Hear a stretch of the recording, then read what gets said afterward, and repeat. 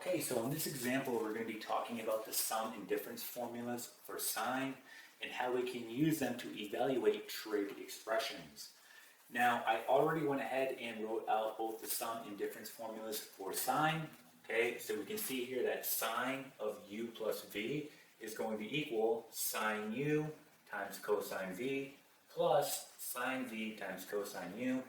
Right, and it's pretty much the same thing when you have sine of u minus v, except your operator here is different. Instead of being addition, it's now subtraction, right? So we can see our operator is the only thing that really changes.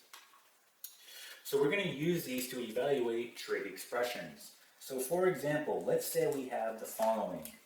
We have sine of, and we're going to say 210 degrees minus 135 degrees.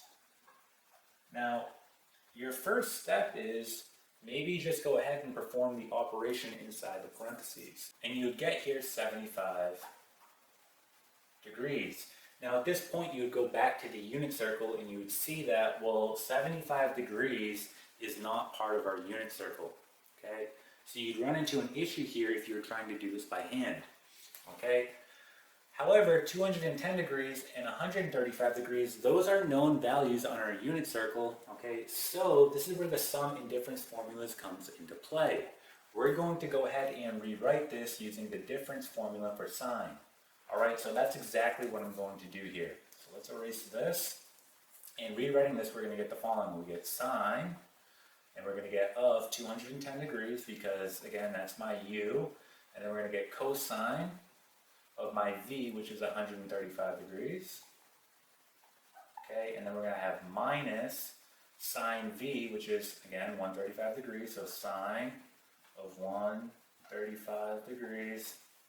And then we're going to get cosine of our u, which, again, is going to be 210 degrees. So at this point, you do have to have knowledge of the unit circle. If you need to have it out in front of you, go ahead and do that.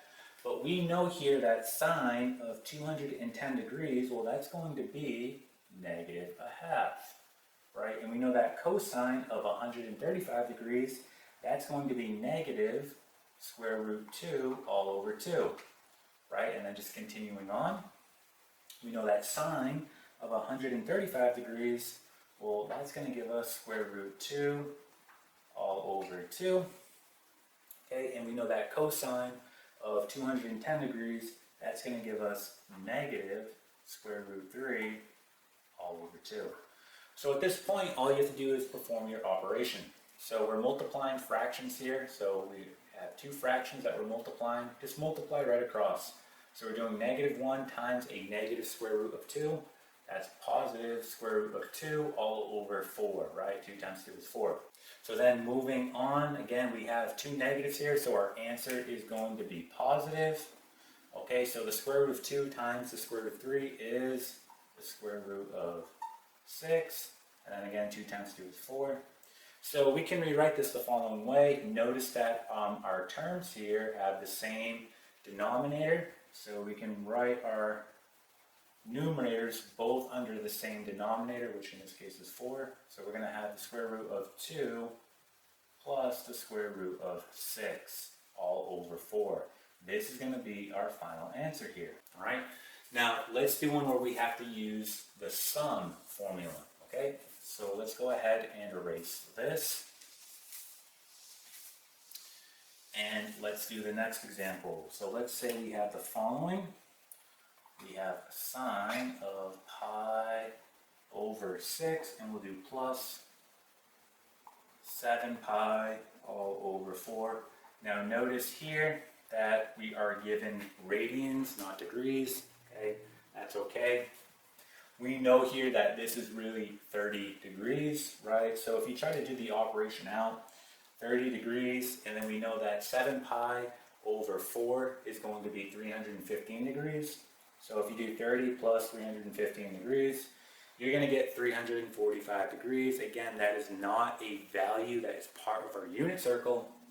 So we're going to want to use the sum and difference formulas here because pi over 6 and 7 pi over 4 are known values.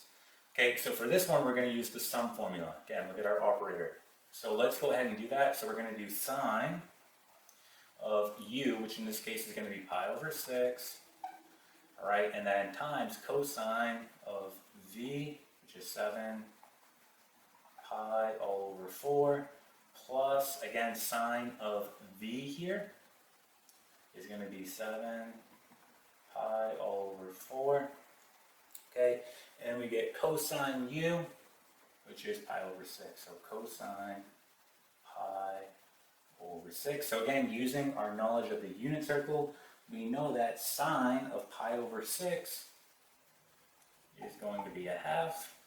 Cosine of 7 pi over 4 is the square root of 2 all over 2, plus sine of 7 pi all over 4, well, that's going to be negative square root of 2 all over 2.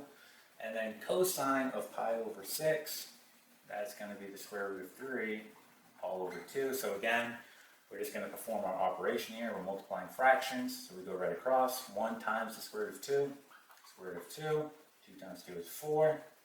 And then we have, again, this is going to give us minus. So the square root of 2 times the square root of 3 is the square root of 6. Okay, all over 4. Again, we can write our numerators all under the same denominator since they share a common denominator. So we get the square root of 2 minus the square root of 6 all over 4. And this here is going to be our final answer.